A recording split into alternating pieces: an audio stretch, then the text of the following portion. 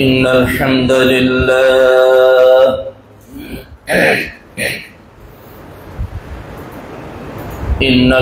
لله نحمده ونستعينه ونستغفره ونعوذ بالله من شرور أنفسنا ومن سيئات أعمالنا من يهده الله فهو المهتدي فلا مضل له ومن يضلله فلا هادي له ونشهد أن لا إله إلا الله وحده لا شريك له ونشهد أن محمدا عبده ورسوله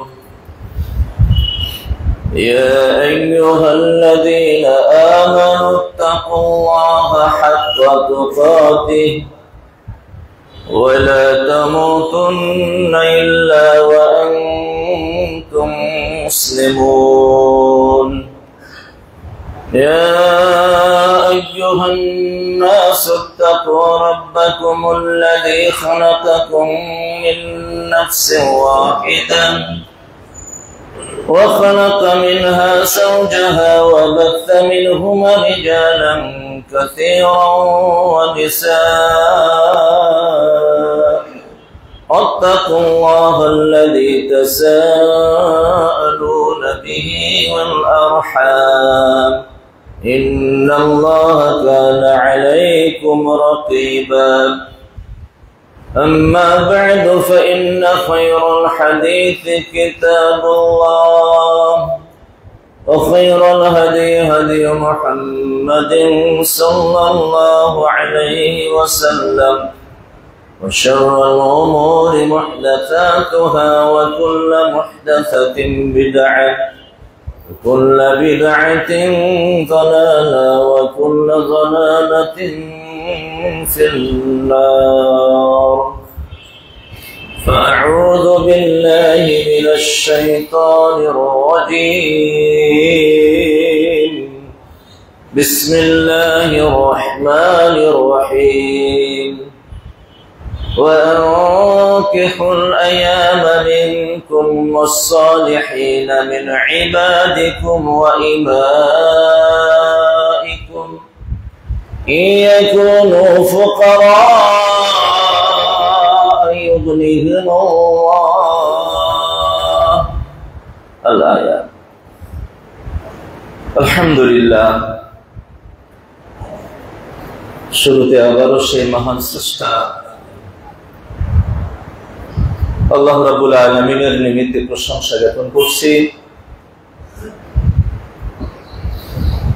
যার অশেষ অনুগ্রহের নানান প্রতিকূলতার অবস্থাকে পেরিয়ে জুমার সালাত আদায় করার লক্ষ্যে বংশাল মালিবাগ পিয়ালাওয়ালা জামে মসজিদে সমবেত হতে সক্ষম হয়েছি। দরুদ এবং সালাম বিশ্বনবী মুহাম্মদ রাসূলুল্লাহ সাল্লাল্লাহু আলাইহি ওয়াসাল্লামের প্রতি অযুত ধারায় বর্ষিত হোক।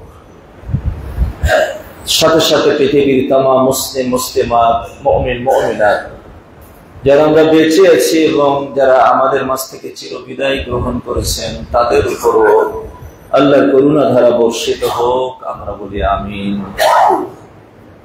সম্মানিত উপস্থিতি,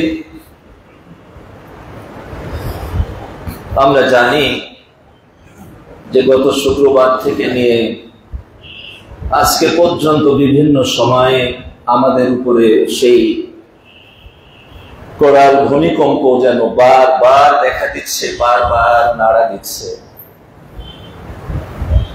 আমি বলেছিলাম যে আসলে আল্লাহ রাব্বুল আলামিন মাঝে মাঝে আপনাকে আমাকে কিছু বিপদের সম্মুখীন করেন, এটা আমার আপনার কল্যাণের জন্য, যেন আমরা তার দিকে আবার ফিরে যাই, তার কাছে তওবা করি এবং তার দিকে ফিরে যাই। এটাই আল্লাহ রাব্বুল আলামিনের উদ্দেশ্য। কিন্তু এরপরও দেখা যায় যখন আমরা তার নানান রকম ইঙ্গিত ইশারাকে উপেক্ষা করে আমাদের পথ ধরে রাখি, অন্যায় অশ্লীলতায় যখন আমরা নিজেদেরকে ধরে রাখি, তখন আল্লাহ রাব্বুল আলামিন বড় রকমের আযাব দিয়ে ধ্বংস করে দেন। এবং ভূতত্ত্ববিদগণ বলছেন যে বড় একটা ভূমিকম্প বাংলাদেশে হবে এবং ঢাকা শহরটা বেশি ঝুঁকিপূর্ণ। আমরা 5.7 মাত্রা দেখলাম ভূমিকম্প। যদি 6.9 মাত্রা হয় তাহলে ঢাকা শহরের 6 লক্ষ বিল্ডিং ভেঙে পড়বে। তার মধ্যে 332 কি 330 আছে অত্যন্ত ঝুঁকিপূর্ণ অবস্থায়। তো সম্মানিত উপস্থিতি, তাই আসুন আমাদের একটু ভাবা দরকার, আমাদের একটু চিন্তা করা দরকার। নিজেকে নিয়ে, সন্তানকে নিয়ে, পরিবারকে নিয়ে চিন্তা করা দরকার যে আমাদের মাঝে যেন অন্যায় অপরাধ গুলো আর সংঘটিত না হয়। আমরা যেন আল্লাহর পথের পথিক হয়ে যাই, রাসূলের পথ ধরে নিই, নিজের জীবনকে পবিত্র করি, যার মাধ্যমে দুনিয়াতে আল্লাহর আযাব থেকে আমরা পরিত্রাণ পাবো, পরকালের আযাব জাহান্নাম থেকেও আমরা পরিত্রাণ পাবো। একটি ছোট্ট মেয়ে তার মাকে বলছে যে মা, যে ভূমিকম্পের পরে মাকে জিজ্ঞেস করছে যে মা, এই যে ভাইব্রেশন হলো, তো কে কল দিয়েছিল? আমরা অনেক সময় কি যেন টোনকে আমরা সাইলেন্ট করে রাখি, ভাইব্রেশন দিয়ে রাখি না, তখন কি কেঁপে উঠে, পকেটে থাকলেও বুঝতে পারি যে না, কেউ আমাকে ফোন দিয়েছে। তো ভূমিকম্প পরে মেয়ে, ছোট্ট মেয়ে মাকে বলছে যে কে কল দিয়েছিল? এই জমিনটা কেঁপে উঠলো, কে কল দিয়েছিল এই ভাইব্রেশনে? তো মা বলছে যে মেয়ে, এমন এক মহান সত্তা কল দিয়েছিলেন যিনি সর্বশক্তিমান, যা খুশি তাই করতে পারেন। এই কলের মাধ্যমে কিছু মেসেজ আমাদেরকে সেই মহান রব্বুল আলামিন দিচ্ছেন, কিন্তু এরপরও আমরা এর দ্বারাতে শিক্ষা গ্রহণ করছি না।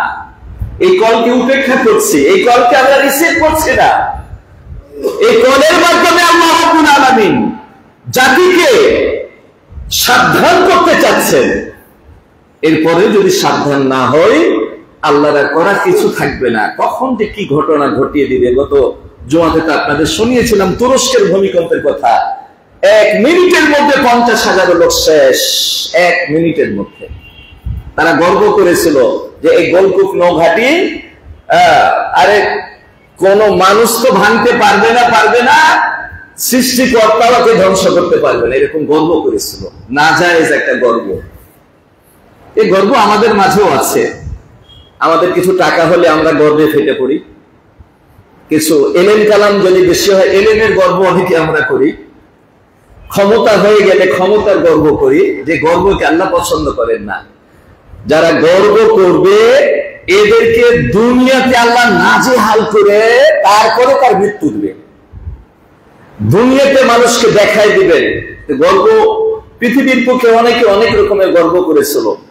আজ জাতি তারা গর্ব করেছিল মানা সাধ্য মানা কুয়া, ওদের পৃথিবীর মুখে আমাদের চাইতে শক্তিশালী কে আছে চ্যালেঞ্জ করেছিল।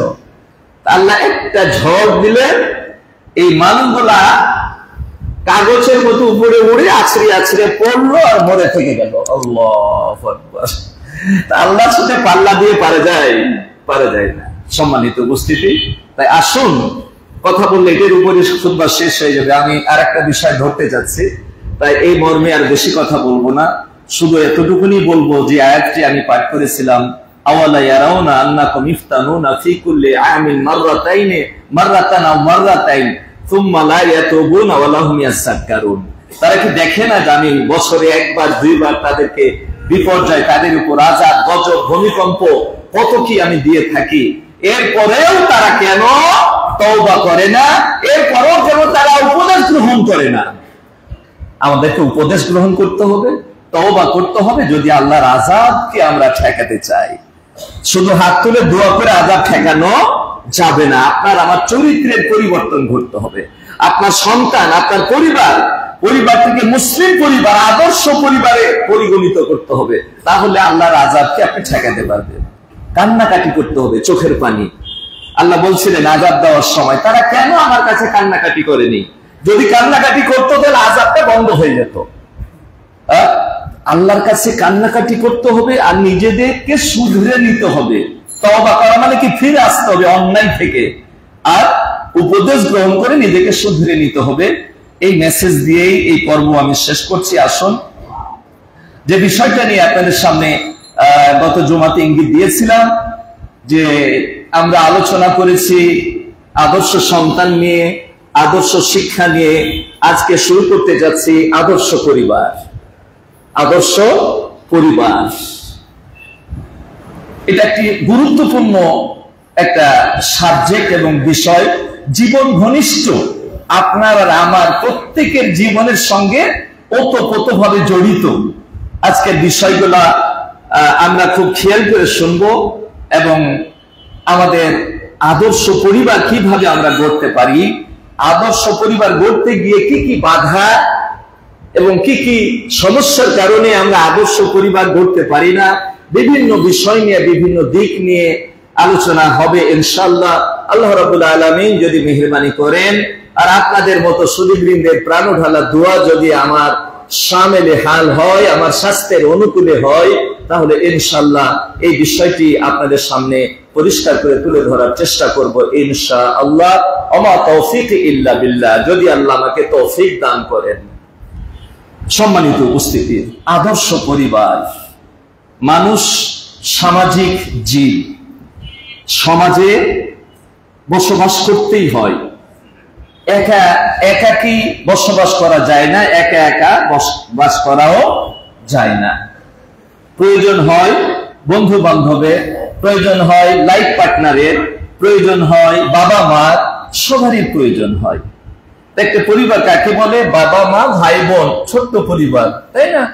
বাবা মা ভাই বোন। আর যদি পরিবারটা একটু কম্বাইন্ডিং, একটু বড় পরিবার হয়, তাহলে দেখা গেল দাদা দাদি চাচা আরো মিলিয়ে পরিবারটা যৌথ পরিবার। অনেক জায়গাতে আমরা দেখতে পাই, বাঙালি কালচারও আমরা যৌথ পরিবারে বসবাস করে অভ্যস্ত, এবং যতদিন যৌথ পরিবারে সম্ভব হয় আমরা বসবাস করার চেষ্টা করি, ছেলে মেয়েদের নাতি পুতিদের নিয়ে। এটা আলাদা একটা কি, একটা আলাদা নিয়ামত, একটা আলাদা স্বাদ। যে নানা হয়েছেন, যে দাদা হয়েছেন, সে বুঝতে পারবেন যে আসলে নানা আর দাদা হওয়ার যে কি স্বাদ, তাই না? আলহামদুলিল্লাহ সুম্মা আলহামদুলিল্লাহ, 3 জনের দাদা হয়েছি আর 3 জনের নানা হয়েছি। আল্লাহ 6 জন দিয়ে দিয়েছেন, আলহামদুলিল্লাহ। তো এদের মায়াতে মাঝে মাঝে করি কি, অফিসের কাজ থাকলেও বিকেলে চলে যাই, যে ওদের সঙ্গে একটু সময় কাটাই, ওদের সাথে সময় কাটাই। তো এটা যে কি স্বাদ! আমার সব ছোট মেয়েটা, আমার 2 ছেলে 2 মেয়ে, ছোট মেয়েটা জীবন ঘনিষ্ঠ আলোচনা, তো এই জন্য কিছু পারিবারিক কথা বলছি আপনাদেরকে। আমার ছোট মেয়েটা আমার বড় মেয়ের ছেলেকে একদিন ধরে বলছে, ওকে খুব ভালোবাসে, সবাই ভালোবাসে, প্রথম সন্তান। বলছে, এই তুই কেন দুনিয়াতে আসলি? তোর জন্য আমার বাবার ভালোবাসা সব শেষ, কিচ্ছু পাই না, সব তোর দিকে চলে যায়। এটা মজা করছে আর কি, যে বাবার কাছে নাতি পোতারা যে কত মহব্বতের, কত মানে কি বলবো, আনন্দদায়ক, এটা ভাষাতে বলা যাবে না। যারা দাদা হয়েছে, নানা হয়েছেন, তারা বুঝতে পারছে যে আসলে আমার কথাটার সত্যতা কতটি। এখনো যারা হননি তারা বুঝতে পারবেন না। সম্মানিত উপস্থিতি, এই যে পরিবার, এই পরিবারটার সূচনা হয় বিয়ের মাধ্যমে। আদর্শ পরিবার এর সূচনা, যদি আপনি আদর্শ পরিবার গঠন করতে চান, তাহলে প্রথম পদক্ষেপটা কি হবে? একটা আদর্শ বিয়ে লাগবে। বিয়ে কাকে বলা হয়? এমন একটা আল্লাহর পক্ষ থেকে একটা সামাজিক বন্ধন এবং এটি বৈধ বন্ধন, যে বন্ধনের মাধ্যমে একজন নারী একজন পুরুষের আপনজন হয়ে যায়, একজন পরিবার একটা পরিবার আরেকটা পরিবারের আপনজন হয়ে যায়। তো কারণ একাকী বসবাস করা যায় না, যার ফলে এই আপনজন হওয়ার মাধ্যমে তাদের মাধ্যমে আবার আল্লাহ রাব্বুল আলামিন সন্তান সন্ততি দান করেন। এর মাধ্যমে শ্বশুর পক্ষের একটা আত্মীয় স্বজন আর নিজের পক্ষের আত্মীয় স্বজন মিলে একটা বিরাট আপনজনে একটা পরিণত হয়ে যায়। তো এই বিবাহ মাধ্যমেই পরিবারের সূচনা হয়। তো এখন আপনাকে আদর্শ পরিবার গড়তে চাইলে প্রথম যেটা কাজ সেটা হচ্ছে একটা আদর্শ বিবাহ হতে হবে। আদর্শ বিবাহ যদি না হয় তাহলে আপনি যতই চেষ্টা করেন, বিবাহের মধ্যে যদি ইসলামের আদর্শ, আমার আল্লাহ এবং রাসূলের আদর্শ যদি আমরা খুঁজে না পাই, অর্থাৎ ইসলামের আলোকে যদি বিবাহটা পরিপূর্ণ না হয়, তাহলে ওই পরিবার থেকে ওই পরিবারটা আদর্শ পরিবার হবে না। সম্মানিত উপস্থিতি, আপনাদেরকে এর আগে আমি অনেকবারই বলেছি বিভিন্ন ভাবে যে আমাদের আদর্শ সন্তান কেন হয় না, আমাদের বিবাহের অনুষ্ঠানটা দেখলে যেন মনে হয় যে এটা হয়তো কোনো নন মুসলিমের বিয়ের অনুষ্ঠান হচ্ছে, কারণ এর মধ্যে গান, এর মধ্যে বাদ্যযন্ত্র, এর মধ্যে কি বলবো হলদের অনুষ্ঠান কথা তো জানেন, অনেকবার বলছি, আর বলার দরকার নেই, আপনারা বুঝে ফেলছেন। শুধু হলদের অনুষ্ঠান না, কত রকমের অনুষ্ঠান। সেদিন হঠাৎ করে এটা নিয়ে একটু পড়াশোনা করছিলাম, তো ছোট ছেলে বললো যে তুমি দেখো তোমাকে আমি কিছু জিনিস দিচ্ছি, বলে কি, তো বের করে দিল বিডি ওয়েডিং। এখান থেকে কিছু কথা কিছু বিষয় আমাকে দেখাবো, তার মধ্যে আমি কয়েকটা নোট করলাম। যেমন হলুদ নাইট, এটা কি? হলুদ নাইট হচ্ছে পাত্রের অর্থাৎ ছেলের ভাই বোন পাত্রীর বাসায় হলুদের অনুষ্ঠানে পাত্রীর ভাই বোনদের সাথে নাচবে আর গান হবে। কি বলবেন? নাউজুবিল্লাহ বলবেন না? সব শিখাই দিতে হবে কি? আমরা জোরে বলি নাউজুবিল্লাহ। এটা কি মুসলিমের বিয়ের অনুষ্ঠানের চিত্র হতে পারে? না, এটা ইহুদি, খ্রিস্টান, হিন্দু, বৌদ্ধ এদের হতে পারে, নন মুসলিমদের হতে পারে, তাই না? আচ্ছা, এটা গেল এক নম্বর। এবার আরেকটা, ব্যাচেলর পার্টি, অর্থাৎ ছেলের হলুদের রাতে পাত্র তার বন্ধু বান্ধবের সাথে ব্যাচেলর পার্টি করবে, সেখানে নাচবে, গানবে, মদ পান করবে, ডিজে থাকবে, ব্যাচেলরদের শেষ মাস্তি মিলন, মানে যা খুশি তা করবে। নাউজুবিল্লাহ, আরেকবার বলেন না, নাউজুবিল্লাহ। এগুলো হিন্দুর বাড়ির বিয়ের কথা বলছি না, আর এটা বৌদ্ধ খ্রিস্টানদের বাড়ির বিয়ের কথা বলছি না, এটা আপনার বাড়ির বিয়ের কথা, আমাদের মতো ব্যক্তিদের বাড়ির বিয়ের কথা বলছি। এরপরে আরেকটা হচ্ছে মেহেদি নাইট। কত রান দিয়েছে দেখেন না নামগুলা। ওটা গেল কি হলুদ নাইট, ব্যাচেলর পার্টি, এটা হচ্ছে মেহেদি নাইট।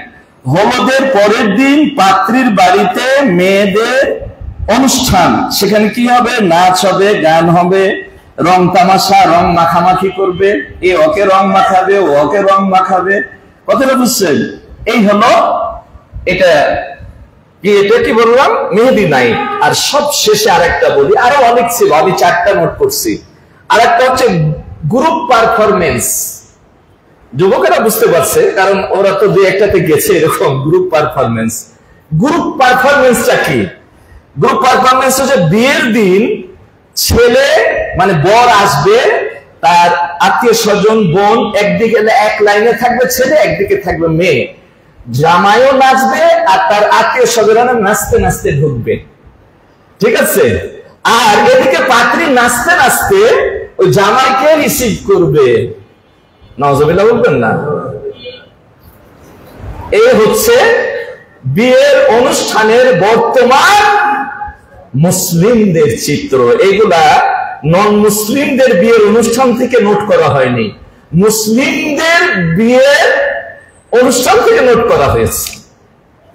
এখন চিন্তা করেন, বিয়ের অবস্থাটা যদি এরকম হয়, শুরুতেই আপনি রাজি করলেন কাকে?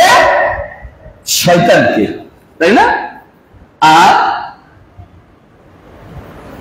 নারাজ করে দিলেন আরশের মালিক মহান স্রষ্টাকে। আল্লাহু আকবার।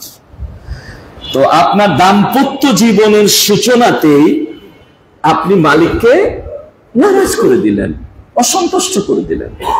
এই বিয়ের অনুষ্ঠানে কত রকমের অশ্লীলতা, গান, বাদ্যযন্ত্র, কত রকমের নাচানাচি, কত রকমের পাত্রীকে সাজিয়ে একবারে সুন্দরভাবে সাজিয়ে সোফাতে বসে থাকবে আর লাইট মারবে চতুর্দিক থেকে, আর শত শত কুকুর শিয়ালেরা দেখবে। এটা কি পাবলিকের সম্পদ? যুবক, এখনো সময় আছে, শুধরে নাও। তুমি বিয়ে করনি, তোমার বিয়ে হবে আগামী কালকে পরশুদিন। বিয়ের অনুষ্ঠানটাকে তুমি নষ্ট করিও না। তোমার বিয়ের অনুষ্ঠানে যদি শয়তান খুশি হয় আর আমার আল্লাহ নারাজ হয়ে যায়, তাহলে তুমি আজীবন তোমার জীবনটা কষ্টে কাটবে। তোমার আদর্শ পরিবার করতে পারবে না। তুমি এরকম করলে তোমার সন্তানেরা, তোমার প্রোডাকশন যেগুলো হবে সেগুলো পরিবারটাকে শেষ করে দিবে। অতএব যুবক, তুমি ওয়াদা করো, বাবাকে বলবা যে বাবা, আমার অনুষ্ঠানে কোন রকমের নাচ গান হবে না, আমার বিয়েতে কোনো হলদের অনুষ্ঠান হবে না, আমার বিয়েতে আমার বউকে সাজিয়ে পাবলিকের সম্পদ করা যাবে না। ওয়াদা করেন, না হলে কাল কিয়ামতের তো আটকা পড়ে যাবেন। আপনি টাকা খরচ করেন না বাবা, আপনার মেয়ের, আপনার ছেলের বিয়েতে এই নন মুসলিমদের কালচার, ইহুদি খ্রিস্টানদের কালচার, আপনি কি ইহুদির বাচ্চা? আপনি কি খ্রিস্টানের বাচ্চা? আপনি কি হিন্দুর বাচ্চা? কেন হবে আপনার ছেলের বিয়েতে এরকম ঘটনা? সত্য করে বলতে বাধ্য হয় অনেক সময়, কারণ এত বলার পর চেঞ্জ দেখি না তো, পরিবর্তন দেখি না তো। আজকে মরলে কালকে হবে 2 দিন, 1 দিন, 2 দিন, 3 দিন মানুষ একটু কান্নাকাটি করবে, আবার আপনাকে সবাই ভুলে যাবে, আপনার কবরটাও কেউ জিয়ারত করতে যাবে না। অতএব যুবক, তোমাকে বলছি, তুমি সচেতন হও, তোমার বাবা মাকে তুমি সচেতন করো। তোমার বিয়েতে কোনো অনিসলামিক কাজ হবে না। মুসলমানের বিয়ে ইসলামের আলোকে হবে, ইসলাম দিয়ে বিয়ে হবে, এই বিয়েতে কোনো অনিসলামিক কাজ হবে না। তাহলে বিয়েটা হতে হবে কি? আদর্শ বিয়ে। যুবক, খতিবকে কেন নিয়ে যাও তুমি? খুতবা দেওয়ার জন্য, তোমার বিয়ে পড়ানোর জন্য খতিবকে নিয়ে যাও না? আমাকে অনেকজনই, 2-4 জনে, খুব কম আমি যাই, তারপরও কিছু বিয়ে পড়াইতে হয় যে আপনার ছাড়া আমি বিয়েই করবো না। এরকম ঘটনাও ঘটছে যে আপনাকে বিয়ে করাতে হবে আমার ছেলে বলছে আঙ্কেল আপনি ছাড়া আমি বিয়েই করবো না। এই অবস্থা। তো তুমি কি জানো খুতবা খতিবকে কেন যায়? খতিব শুরুতেই তোমার বিয়ের সূচনাতে একটা খুতবা পাঠ করে। সেই খুতবাতে কি বলে? এই যে জুমার খুতবার মতে, তাই না? এখানে তাওহীদের কথা বলা হয় আর রাসূলের আদর্শের কথা বলা হয়। এই বিয়ের অনুষ্ঠানে তোমাকে এই কথাটা, এই খুতবাটা কেন দেওয়া হয়? বলা হয়, হে যুবক, তুমি এতদিন ছিলে এক জীবনে, আজকে থেকে তোমার দাম্পত্য জীবনের সূচনা। এই তোমার দাম্পত্য জীবনের সূচনা লগ্নে যে তাওহীদের কথা বলা হচ্ছে, আল্লাহর একত্ববাদের কথা আর রাসূলের সুন্নাতের কথা বলা হচ্ছে, তোমার জীবনটা যদি এই তাওহীদ এবং রাসূলের এই আদর্শ দিয়ে তুমি পরিচালিত করতে পারো, তাহলে তোমার দাম্পত্য জীবন হবে সুখের, তোমার দাম্পত্য জীবন হবে মধুর, তোমার দাম্পত্য জীবন হবে আনন্দময়। অতএব এই রাসূলের আদর্শ দিয়ে তোমার দাম্পত্য জীবনটাকে সাজাবে। তোমার বউটাকে, তোমার নিজেকে, তোমার সন্তানদেরকে ইসলাম দিয়ে, ইসলামের আলোকে তুমি সাজাবে। তাহলে তোমার দাম্পত্য জীবনটা হবে সুখের এবং শান্তির। সম্মানিত উপস্থিতি, দেখেন না এখন অনেক ঘটনা ঘটছে, এটা আমি পরে আসছি। তাহলে মোটামুটি আমরা আমার পরিবারটাকে আদর্শ করতে চাইলে ইসলামের আলোকে বিয়েটা হতে হবে। কি আমরা রাজি তো ইনশাল্লাহ? আমরা কি একটু পরিবর্তন হব কি হবে না ইনশাল্লাহ? ইনশাল্লাহ আল্লাহ যেন তৌফিক দান করে। নইলে আল্লাহ রাসূল বলেছেন, কুল্লুকুম রাইন ওয়া কুল্লুকুম মাসউলুন আন রাইয়াতিহি। তোমরা প্রত্যেকেই জিম্মাদার, প্রত্যেকেই দায়িত্বশীল আর প্রত্যেকের দায়িত্বের ব্যাপারে আল্লাহর কাছে জবাবদিহি করতে হবে। এটা কে বলছে? বিশ্বনবী মুহাম্মদ সাল্লাল্লাহু আলাইহি সাল্লাম বলছে, আল ইমামু রাঈন ওয়া মাসউলুন আন রাইয়াতিহি। ইমাম হচ্ছে কি? দায়িত্বশীল। এই দেশের বাদশা, এই দেশের প্রধানমন্ত্রী, গোটা বাংলাদেশ সম্পর্কে তাকে আল্লাহর কাঠগড়াতে জবাবদিহি করতে হবে। এই 18 কোটি মানুষকে খেলো না, কোথায় কি ঘটলো? হযরত ওমর ফারুক রাদিয়াল্লাহু তাআলা আনহু বলেছিলেন যে ফোরাতের তীরে যদি একটা বকরির বাচ্চাও না খেয়ে মরে, আমি ওমরকে কাল কিয়ামতের কোর্টে জবাবদিহি করতে হবে। তাহলে যত বড় নেতা তত বড় তার জবাবদিহি, তাকে জবাবদিহি করতে হবে। তারপরে বলা হচ্ছে আর রাজুল রাঈন আলা আহলিহি ফি আহলিহি। আপনি আমি যারা পুরুষ মানুষ, তারা তার পরিবারের দায়িত্বশীল। পরিবারকে কিভাবে চালালো, তার স্ত্রীকে কিভাবে চালালো, পর্দা করালো কিনা, মেয়েকে কিভাবে কলেজ ভার্সিটিতে পাঠালো, পর্দা হলো কি হলো না, ঠিক আছে, ছেলে মেয়েদের দিকে দেখলো তারা নামাজ পড়ে কি পড়ে না, সব কিছুরই দায়িত্ব আপনাকে। আপনার সন্তানটাকে আপনি আদর্শ সন্তান বানালেন কিনা, আপনার সন্তানের বিয়েতে আপনি আল্লাহকে নারাজ করার মতো কোনো কিছু ঘটালেন কিনা, সব কিছু জবাবদিহি আপনার আল্লাহর কাছে দিতে হবে।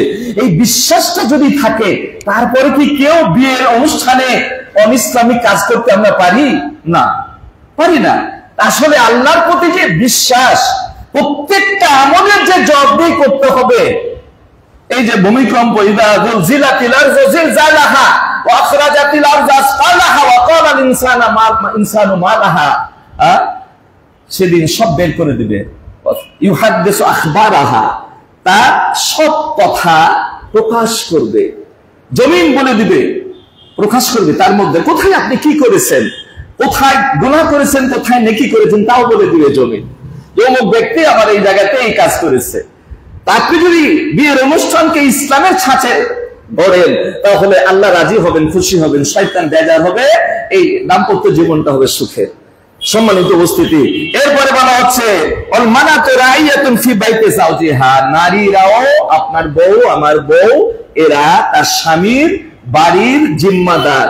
তার সন্তানের ব্যাপারে যেমন পুরুষকে জিজ্ঞেস করা হবে, মাকেও জিজ্ঞেস করা হবে, বাবা মা দুজনকে জিজ্ঞেস করা হবে। এবং তার নিজের সতীত্বের হেফাজত এবং তার স্বামীর আসবাবপত্র, বাড়িঘর, মাল সামানার হেফাজতের দায়িত্ব কার? ওই নারী, বউয়ের দায়িত্ব, তাকে জিজ্ঞাসিত হতে হবে। এমনকি আপনি যে বাড়িতে চাকরানি রেখেছেন, আপনার দোকানের কর্মচারীকেও জিজ্ঞাসা করা হবে, তুমি যে চাকরি করতে তোমার মালিকের মালের দেখভালটা কিভাবে করেছো, সত্যি করেছো নাকি মাস গেলে শুধু বেতন নিয়েছো, এই জবাবদিহিও করতে হবে। সম্মানিত উপস্থিতি, তাই আসুন আজকে আর বেশি কথা বলা যাবে না। আগামীতে ইনশাআল্লাহ আরো তো আল্লাহর মেহেরবানি এবার চলছেই, খুতবার বোধহয় 5টা হয়ে গেল, আরো 2টা হবে সামনে ইনশাআল্লাহ। তো বিস্তারিত ভাবে আপনাদের সামনে তুলে ধরা হবে। আজকে শুধু একটা আয়াতের অর্থ করে আমি আলোচনা শেষ করে দিব। তো এই যে বিয়ের গুরুত্ব অনেক বেশি গুরুত্ব। রাসূল সাল্লাল্লাহু আলাইহি ওয়াসাল্লাম বলেছেন, ইজা তাজাওয়াজাল আবদু ফাকাদ ইসতাকমালা নিসফাদ-দ্বীন, বিয়ে যে করবে তার অর্ধেক দিনকে সে পরিপূর্ণ করলো। আল্লাহু আকবার। তাহলে বিয়েটা, এটা একটা ইবাদত। বিয়েটা যদি আপনি আল্লাহর নির্দেশ মতো সুন্নাত অনুযায়ী করে, তাহলে এটাও ইবাদত। আপনার ছেলের বিয়ে দিলেন, বউ আসলো বাড়িতে, বউয়ের সাথে মেলামেশা করাটাও আলহামদুলিল্লাহ, এটা একটা ইবাদত। সবকিছুর মধ্যে নেকি রয়েছে, আল্লাহ রাসূল বলেছেন। তো বলছে কেউ যদি বিয়ে করে, তার সতীত্ব হেফাজত এবং বংশবৃদ্ধি উদ্দেশ্য, অনেকের মধ্যে এটা হলো মেন, যে আমার সতীত্ব, আমার চরিত্রটাকে আমি সুন্দর করে রাখতে চাই। তাই বিয়ের কোনো বিকল্প নাই। যে বাবা মারা ছেলে মেয়েদের বয়স 30 হয়ে গেল, তারপরে মনে করে আমার ছেলেটা নাবালক হয়ে গেছে, নাউজুবিল্লাহ, এই বাবা মারা ধরা খেয়ে যাবে কাল কিয়ামতের কোর্টে। কারণ যত আকাম কুকাম করবে, তার বাবাকে আগে আল্লাহ গ্রেফতার করবেন। কি দরকার আপনার দেরি করার? বলে ছেলে মেয়ে পায়ে দাঁড়াবে, নিজের পায়ে, পরে পায়ে দাঁড়িয়ে আছে নাকি? আমার 2 ছেলে 2 মেয়ে, 4 জনেরই ছাত্র জীবনে বিয়ে দিয়েছি। ওই তাদের রুজির তো অভাব দেখছি না। রুজি তো আল্লাহ শুধু দিচ্ছেনই আর দিচ্ছেন, আলহামদুলিল্লাহ, অভাব তো হয়নি। তো কেন আপনি এই জিম্মাদারি আপনার, ও অন্যায় করবে, আপনাকে আল্লাহর কাঠগড়াতে জবাবদিহি করতে হবে, এত দূরে কেন যাবেন? ছেলের বিয়ে হয়ে গেছে, ছেলে নিজেকে পবিত্র রাখতে চায়, আপনি বিয়েতে দিয়ে দিন তাড়াতাড়ি। রুজি আসমান থেকে আসবে, রুজির কেন চিন্তা করবেন? যেটা অনধিকার চর্চা। রুজির দায়িত্ব আল্লাহ নিয়েছেন, আর বাবা ছেলে রুজির চিন্তা করে, এটা অনধিকার চর্চা না? আপনার ছেলে যদি গরিবও হয়, আর যদি সে কি করতে চায়, নিজেকে পবিত্র রাখতে চায়, বিয়ে তার দরকার, বিয়ে করতে চাচ্ছে, আপনি বিয়ে দিয়ে দিবেন। আল্লাহ নিজে ওয়াদা করছেন, আল্লাহ যে এখনো ফোকারা ইগনিহিমুল্লাহ, আরে সে যদি গরিব থাকে আল্লাহ তাকে ধনী বানিয়ে দিবেন, এটা আল্লাহর ওয়াদা। আল্লাহর ওয়াদা কি আপনার পছন্দ লাগে না? আল্লাহর ওয়াদা আমার পছন্দ লাগে না? কেন আমার ছেলেটার 30 বছর হয়ে গেছে এরপরও বিয়ে দিই না? কেন 28 বছর হবে? ও যৌবনে পদার্পণ করেছে 15 বছরে। একটা মেয়ে 10 থেকে 12 বছরের মধ্যে সে প্রাপ্তবয়স্ক হয়ে যায়, তো কেন বেশি দেরি করবেন? হ্যাঁ, আমি সরকারের আইনকে শ্রদ্ধা জানাচ্ছি, কিন্তু একটা মেয়ে যদি 12 বছর, এরপরে 18 বছর না হলে বিয়ে দেওয়া যাবে না। বাল্য বিবাহ ভালো কথা, বাল্য বিবাহ বন্ধ করবেন, খুবই ভালো কথা। আপনি বাল্য প্রেম বন্ধ করেন, কথাটা বোঝা গেছে না? বাল্য বিবাহ বন্ধ করতে চাচ্ছেন, তাহলে বাল্য প্রেম বন্ধ করেন, হোম বাইন্ডিং স্কুলকে নিষিদ্ধ ঘোষণা করেন। আপনি প্রেম করার আখড়া খুলে রাখবেন আর বাল্য বিবাহ বন্ধ করে দিবেন। জেনার শাস্তি মোকাররার, জেনার শাস্তি নির্ধারণ, এদিকে পরশ কোয়ার্টার খুলে রেখে দিলাম, তাই না? এটা হলো না। বাল্য প্রেম বন্ধ করেন, তারপর বাল্য বিবাহ বন্ধ করেন। আর যদি না করেন, তাহলে ওর যখন দরকার তখনই তার দিয়ে দেওয়া উচিত। এটা বাবা মার দায়িত্ব, কোনো বাধা সাধার কোনো অবকাশ নেই। সম্মানিত উপস্থিতি, আসুন, আল্লাহ রাব্বুল আলামিন বলছেন যে আনকিহুল আয়ামা, যারা বিবাহহীন তাদের বিয়ে দিয়ে দাও, সে ছেলে হোক আর মেয়ে হোক, উপযুক্ত হলেই বিয়ে দিয়ে দাও। ওয়াসসালিহিনা মিন ইবাদিকুম ওয়া ইমাইকুম, আর তোমাদের মধ্যে যারা দাস দাসী আছে, ভালো মানে সৎকর্মশীল, সৎকর্মপরায়ণ, ভালো নেককার দাস দাসীদেরও বিয়ে দিয়ে দাও। ওদের বয়স হয়ে গেলে বিয়ে দিয়ে দাও, লম্বা টাইম ধরে তোমার বাড়িতে রাখো না, বয়স হয়ে গেছে বিয়ে দিয়ে দাও, আর একটা নাও। এই কথাটা আল্লাহ বলছেন। এরপরে বলছে এখনো ফোকারা ইগনিহিমুল্লাহ, যেটা বললাম আগে, তা এরা যদি অভাবী হয় আল্লাহ তাদেরকে ধনী বানিয়ে দিবেন, এটা আল্লাহর ওয়াদা, কোরআনের ওয়াদা। এরপরে বলছেন মিন ফাজলিহি আল্লাহু ওয়াসিউন আলিম, কারণ আল্লাহ তো মহাজ্ঞানী এবং প্রাচুর্যময়, আল্লাহ তো ভান্ডারের শেষ নাই, একটু দিলেই তো আপনি খেয়ে শেষ করতে পারবেন না। অতএব আসুন আমরা আমাদের আদর্শ পরিবার গড়ার পূর্ব শর্ত, আমাদের বিয়েটাকে আদর্শ বিয়ে, এবং বাকি আলোচনা আগামীতে হবে ইনশাআল্লাহ। আদর্শ বিয়ে কিভাবে আমরা দিতে পারবো, আদর্শ বিয়ে কখন হবে, কি কি গুণাবলী থাকতে হবে, এবং আদর্শ বিবাহ দিতে গেলে বাধা কি কি, সবগুলা ইনশাআল্লাহ আগামীতে তুলে ধরা হবে। আল্লাহ রাব্বুল আলামিন আমাদের আজকের আলোচনা কবুল করেন, এবং সেই আলোকে আমাদের নিজেদের জীবন, আমাদের সন্তানদের জীবন, আমার পরিবারের সকল সদস্য জীবন গড়তে পারি, এই তৌফিক দান করেন, আমিন। ওয়া আখিরু দাওয়ানা আলহামদুলিল্লাহি রাব্বিল আলামিন।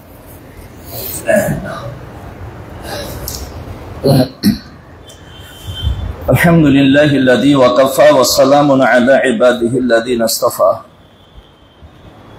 أما بعد فقد قال الله تعالى في كلامه المجيد وفرقانه الحميد أعوذ بالله من الشيطان الرجيم إن الله وملائكته يصلون على النبي يا أيها الذين آمنوا صلوا عليه وسلموا تسليما اللهم صل على محمد وعلى آل محمد كما صليت على إبراهيم وعلى آل إبراهيم إنك حميد مجيد اللهم بارك على محمد وعلى آل محمد كما باركت على إبراهيم وعلى آل إبراهيم إنك حميد مجيد। সম্মানিত উপস্থিতি, কিছু আমাদের দোয়ার আবেদন আসছে। নিতা আব্দুল জব্বার আনসারীর মেয়ে পারভিন বেগমের অপারেশন হয়ে চিকিৎসাধীন রয়েছেন, পূর্ণ সুস্থতার জন্য দোয়া চেয়েছেন। এছাড়াও জানেন আমাদের আজকের আলোচনা রাখার কথা ছিল শেখ মোফাজ্জলের, তাই না, আমার বন্ধুবর, ক্লাস ফ্রেন্ড এবং বন্ধুবর, তো তিনি অসুস্থ অনেকদিন থেকে, আপনারা জানেন, যার ফলে সে আজকে আসতে পারেনি। আলহামদুলিল্লাহ দিনটা আমি একটু বাইরে যাওয়ার জন্য ফাঁকা রেখেছিলাম, যার ফলে আমি আসার সুযোগ পেয়েছি, অন্যদিকে আর আমি যাইনি, আল্লাহর মেহেরবানি। তো আমার বন্ধুবর শেখ মোফাজ্জল, তার জন্য দোয়া করবেন। সাথে সাথে আমাদের ইমাম সাহেব আব্দুল হামিদ, হাফিজ আব্দুল হামিদ সাহেব, তিনি অসুস্থ, দোয়া করবেন। এছাড়া যারা বাড়িতে অসুস্থ, চিকিৎসাধীন, হাসপাতাল, ক্লিনিক, দেশে এবং দেশের বাইরে চিকিৎসাধীন, সকলকে আল্লাহ রাব্বুল আলামিন যেন শিফায়ে কামিলা আজিলা দান করেন। আযহিবিল বাস রাব্বান নাস আশফি আনতা শাফি লা শিফা ইল্লা শিফাউকা শিফান লা ইগাদিরু সাকামা। আমাদের মাঝে একটি শিশু, সেও অসুস্থ, হাসপাতালে ভর্তি আছে।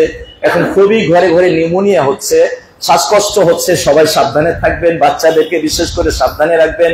তো আল্লাহ যেন ওই বাচ্চা সহকারে আরো যারা অসুস্থ, আমারও এক নাতিনি এরকম ঠান্ডা শ্বাসকষ্ট দেখা দিয়েছে, সবাইকে যেন আল্লাহ হেফাজত করে।